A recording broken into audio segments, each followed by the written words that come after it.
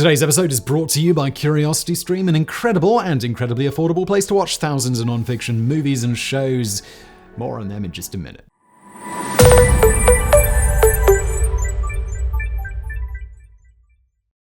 The Pacific Ocean is dotted with thousands of islands, small drops of green land in an otherwise unending sheet of blue water. Far away from Asia or the Americas, these islands developed their own cultures and traditions over the course of thousands of years of relative isolation that was only recently broken by contact with the outside world. Right in the middle of this region is the Solomon Islands, a sovereign nation made up of over 900 islands ranging from decently sized to, well, barely a speck on the map. The Solomons have found themselves at the crossroads of history for hundreds of years, enduring colonialism, a globe-spanning war, internal strife, natural disasters, and the strain of being at the center of a tug-of-war between global superpowers. Its residents are among the poorest in the world, struggling for access to even the most basic amenities. And yet, the people of the Solomon Islands sit on a cultural treasure trove of art and music that is renowned around the world, and the land itself, described as a tropical paradise, is one of the most beautiful places on Earth.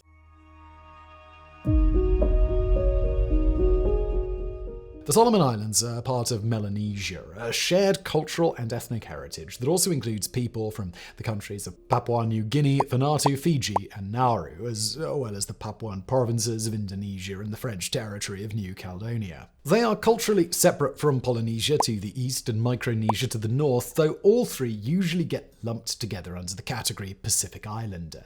The first humans to come to the Solomon Islands managed to do it without boats, as weird as that sounds. You see, 30,000 years ago, the area was a large landmass that was connected to Australia and New Guinea, allowing migrations of humans over land, much in the same way that the Americas were settled by people that crossed the Bering Land Bridge from Asia. Around 4000 BC, at the end of the last ice age, sea levels rose, creating the island archipelago that we see today. Starting around 1200 BC, the Solomons started to be colonized by the Austronesians, a term for various groups of seafaring people from what is now Taiwan that embarked on mass migrations over a period of 2,000 years, reaching as far as Madagascar in the west and Hawaii in the east. Specific to the Solomon Islands, the Lapita people who originated from the Philippines came to Melanesia and over time mixed with the people already living there, making them direct ancestors of the present inhabitants. For thousands of years, life in the Solomons passed in much the same way. Most people lived in small villages, participating in subsistence farming or fishing. The villagers traded with each other and with villages on other islands, and no doubt they came into conflict with each other sometimes. But everything was decentralized. There was no nation the way that we would understand it today, just various groups of people with a shared cultural heritage, though specific spoken languages and traditions usually varied from island to island and village to village.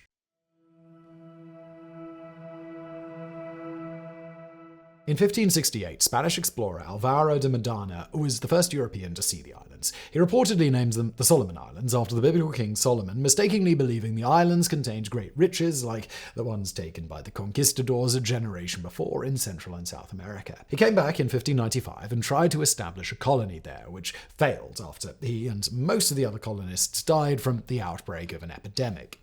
The islands wouldn't be explored again in detail until the 1760s, when various British and French sailors came to visit. Regular contact between the islanders and whites wasn't established until the 1800s, when whaling ships from the US or the British territories stopped there to trade for supplies. Though no permanent settlements were yet established there, the arrival of Europeans still brought dramatic change to the Solomons. Like everywhere else they went, the explorers brought diseases that the islanders had no immunity to, which wiped out entire communities. The balance of power was tipped in favor of coastal communities who were able to trade with whites for modern weaponry that inland tribes just didn't have access to. A much more shameful instance of European interference in the region was the practice known as blackbirding. Starting in the 1940s, ships would troll around the small Pacific islands that weren't part of any European country's claimed territory, recruiting islanders to work as laborers on plantations in Australia, Hawaii, Fiji, and sometimes as far away as Mexico and South America. When coercion didn't work, the recruiters usually resorted to kidnapping. Entire villages were abducted and sold as slaves to wealthy businessmen who subjected the islanders to brutal working conditions and appalling living quarters. Many of them died from disease, malnourishment, or mistreatment. Officially, they were paid laborers, but many plantation owners just forgot to pay their workers, and when they did, it was a paltry sum at best. Despite eventual attempts by government officials to stop the practice, blackbirding was known to have continued into the early 20th century. The Solomon Islands became a British colony in 1893, prompted in large part by the German Empire's annexation of New Guinea and the islands of Bucca and Bougainville. They were considered a colonial backwater by the British. Few Europeans felt a desire to settle there. And it's not hard to see why. The horrors of the blackbirding system had prompted many native islanders to react with hostility to any white presence in their immediate area. Any time a colonist was killed by the islanders, the Royal Navy would launch a punitive expedition on the village believed to be responsible, thus perpetuating the cycle of violence. Most of the day-to-day administration of the islands was left to Christian missionaries who came to the islands to convert the natives, which they succeeded at. 92% of modern-day Solomon Islanders identify as Christians. As the 20th century wore on, colonial administrators found some degree of success in establishing plantations on the islands, particularly copra, the meat harvested from coconuts.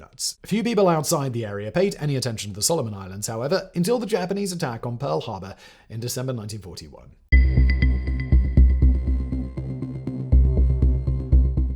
When the Japanese Empire entered World War II by bombing the US Pacific Fleet, they quickly overran most of the European colonies in East Asia: Singapore, Malaya, Burma, Borneo, Java, and the Philippines. They invaded New Guinea, setting up a major air base at Rabaul on the island of New Britain, and began to threaten the crucial supply lines between the United States and Australia. To further secure their flank and to protect Rabaul, they occupied strategic islands to the southeast in May 1942, including Tulagi, the capital of the British Solomon Islands, and the much larger island of Guadalcanal just to the south, building airfields on both. They also occupied and put garrisons on all the other Solomon Islands to the north of Guadalcanal, establishing total control over the archipelago. While the Japanese were invading the Solomons, the US Navy checked the Japanese advance on the crucial New Guinean city of Port Moresby in the Battle of the Coral Sea, and 1 month later decisively defeated the Japanese fleet in the Battle of Midway. With Japanese offensive capabilities neutralized, the Allies could now go on the attack. Admiral Ernest King, the chief of naval operations for the US Navy, proposed attacking and occupying the southern Solomon Islands, currently in the hands of the Japanese, to deny them the use of the airfields, protect the link between the US and Australia, and provide a springboard for further campaigns in the region. With the US Army under General Douglas MacArthur fighting in New Guinea, the invasion of the Solomons was to be primarily a Navy operation spearheaded by the United States Marine Corps. On August 7, 1942, the Marines launched their attack, quickly overrunning the defenders on Tulagi and establishing a good position on Guadalcanal. They captured the airfield still under construction there, along with construction equipment and supplies abandoned by the Japanese. The next day, after heavy losses were inflicted on the Naval Task Force, the ships were compelled to leave the area, stranding the 1st Marine Division on Guadalcanal without most of their heavy equipment, ammunition, and supplies. Most of the Marines were fresh out of basic training, equipped with bolt-action rifles designed in 1903. It seemed like the makings of a disaster, especially since the Japanese began a concerted effort to retake the island. The Marines finished the airfield, naming it Henderson Field in honor of a pilot killed at Midway. The planes that flew off the runway in support of the Marines became known as the Cactus Air Force. They withstood repeated attacks by the Japanese to try and drive them off the island, repulsing them with heavy losses. The battle for Guadalcanal became a battle of attrition and a test of wills, both sides continuing to pour in troops and equipment. So many ships were sunk in the waters between Guadalcanal and Florida Islands that the area was nicknamed Iron Bottom Sound. After 6 months of almost continuous fighting, the Japanese gave up and abandoned Guadalcanal. They had lost 20,000 men, 38 ships, and almost 700 aircraft in the battle, losses that they struggled to replace. The Allies lost 7,100 men killed, 29 ships, and 600 aircraft lost. But because of the massive level of war production that was underway in the United States, they were soon back to full strength. Guadalcanal is seen as the turning point of the Pacific War. Before, the Allies had been on the defensive. After, they were on the offensive, and it would stay that way for the remainder of the war. Alright, so here you are, in the middle of an educational video on YouTube. I'm going to make the fairly safe bet that you rather like learning things, you big brain, and if I'm right, I think you're going to love the big brain sponsor of today's episode, and that's CuriosityStream. Look, if you're a regular viewer of this channel, you know we've covered a lot of locations of famous battles and wars, so I'd really recommend you check out Apocalypse World War I. It's made from over 300 hours of archival footage from World War I, and it traces the journeys of civilians and soldiers who fought for survival in one of the darkest times in history. It's a deep dive from the war's outbreak in 1914 through the duration to the US intervention and the Treaty of Versailles.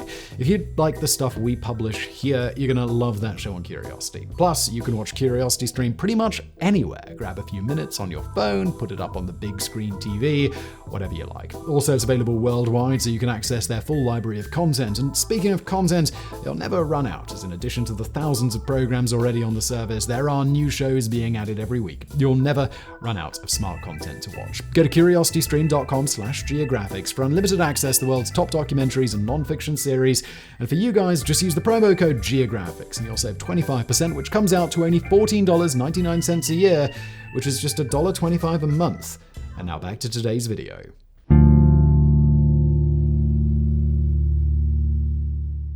Guadalcanal and Tulagi were major Allied bases for the rest of World War II. The city of Honiara on Guadalcanal was so well developed by the Americans that after the war, the British switched the capital of the Solomon Islands there from Tulagi, an honor that it continues to hold today. The capture of Guadalcanal was not the end of the battle for the Solomon Islands. On June the 30th, 1943, the Allies launched Operation Toenails, their invasion of the New George Islands group. It was during this fighting that the US Navy boat PT-109 sank after being rammed by a Japanese destroyer off the coast of Colombangara. Its skipper, Lieutenant John F. Kennedy, became a war hero, dragging a wounded crewman to shore by his teeth while swimming.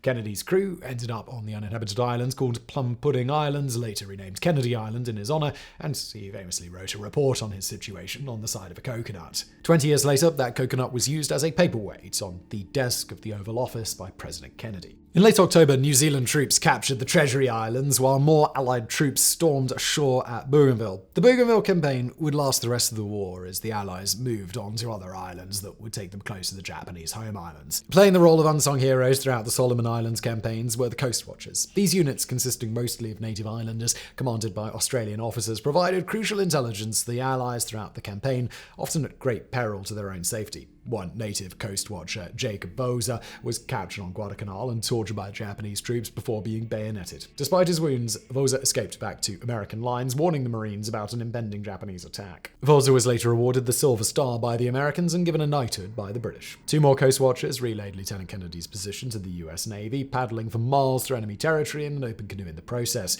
The contributions of the Solomon Islanders, like many other native contingents fighting for the Allies, were downplayed or overlooked by historians, and it has only been very recently that the contributions of the Coast Watchers are being properly recognized.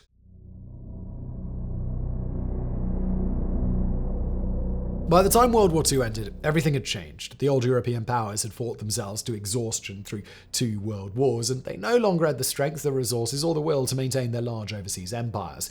Decolonization was the watchword of the 50s and 60s, as the colonial powers slowly lost their grip on most of their annexed territories in Africa and Asia. For Melanesia, independence came relatively late in the game. Nauru in 1968, Fiji in 1970, Papua New Guinea in 1975, and Vanuatu in 1980. The Solomon Islands turn came in 1978, when it became a Commonwealth nation, an independent country that nominally has ties to the British monarch as their sovereign. Domestic politics was chaotic from the start in the Solomon Islands, as no prime minister has yet been able to remain in power for longer than 4 years, and frequently much less. The government also had a rocky relationship with neighbouring Papua New Guinea.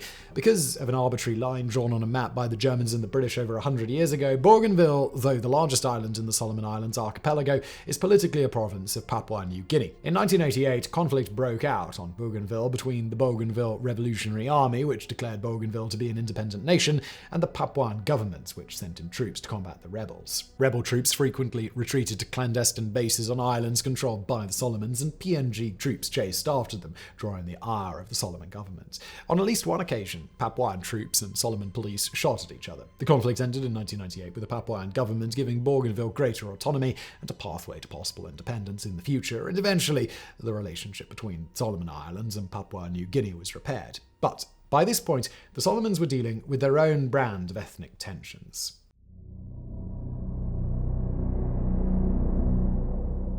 For decades, the main island of Guadalcanal had offered the most economic opportunities in a country that had few enough of them already. Islanders immigrated to Guadalcanal from all over the country, especially from the neighbouring islands of Malaita. Natives of Guadalcanal, known as Guals, resented the Malaitans, who they felt had undue influence in the capital, Honiara, and thus the rest of the country. The elevation of Malaitan politician Bartholomew Ulufola to the office of Prime Minister in 1997 seemed to be the confirmation of their worst expressed fears.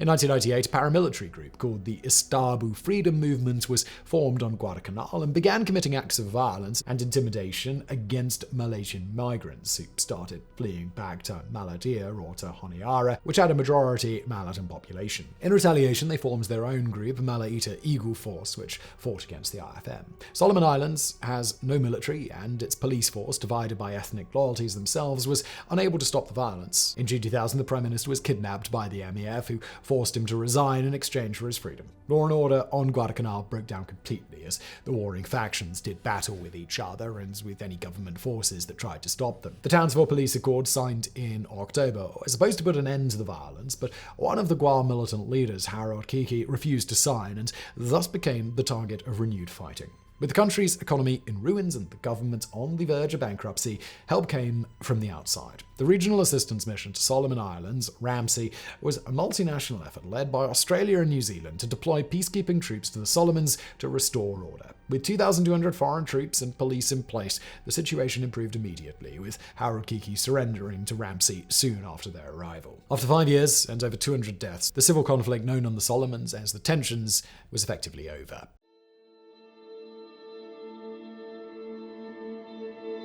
The end of the Civil War did not mean the end of the problems facing the country. It has one of the most fragile economies in the world, heavily dependent on foreign aid payments from countries like Australia. It has a per capita GDP of only $600 per person, which makes it a least developed country, according to the United Nations. More than 75% of the country's population is engaged in subsistence farming or fishing, and it has next to no capacity to manufacture its own goods, meaning it must import almost everything. Solomon Islands' main export for a long time was lumber, but the timber industry has been working at an unsustainable pace for decades, harvesting many more trees than could be replaced, leading some to wonder about the future of the islands, both economically and environmentally. One of the biggest challenges facing the country is the lack of easy access to fresh water for many citizens. Despite the fact that most of the inhabited islands have water sources available, the infrastructure needed to bring that water to the population centers is not in place. Even in the capital, Honiara, access to water isn't guaranteed in the poorest communities. With spotty access to water for drinking, washing, and using the bathroom, Solomon Islanders run the risk of contracting the kinds of diseases rarely seen in the developed world: typhoid fever, cholera, dysentery. Those most likely to be affected are children, which is compounded by the fact that, according to UNICEF, around 70% of the country's schools have poor or no access to fresh water. The Solomons continue to attract attention on the geopolitical front as well. The British and Japanese empires may have left the islands, but two more global powers have come in to take their place. Traditionally, Solomon Islands' closest ally has been Australia, and since Australia is closely aligned with the United States, that put the Solomons firmly in the Western orbit. But recent moves by the government have led some to wonder if a change in the status quo is soon to be in the offing. The country's Prime Minister, Manasseh Sogavare, has little love for Australia, claiming in speeches that the government in Canberra is overreaching itself and meddling in the affairs of his country. He has instead favoured closer ties with the People's Republic of China, which it officially recognised in 2019 after switching their embassy from the Republic of China to Taiwanese government. This was an exceptionally controversial decision, with various MPs claiming that Sogavare had lied to them in order to secure their vote, and allegations of bribery and public malfeasance were brought by both sides in the debate. In November 2021, a protest of the decision turned into a riot in Honiara, with a mob descending on the city's Chinatown district, burning buildings and looting storefronts. Peacekeepers from Australia, Papua New Guinea and Fiji were brought in to restore order. Despite the unrest, Sogavare moved ahead with a strengthening of the relationship with China, signing a security pact in March 2022 that would allow Chinese military forces access to the island for purposes of maintaining social order or in the interest of either country's national security. This immediately alarmed the Australian government, who expressed fears that the pact would lead to the establishment of a permanent Chinese military base in the Solomons, practically on Australia's doorstep. No one is sure what the future holds in this area, whether this is the start of a shift in alliances from the West to China, or whether these measures, which are not universally popular in the Solomons, will survive Sogavare's premiership.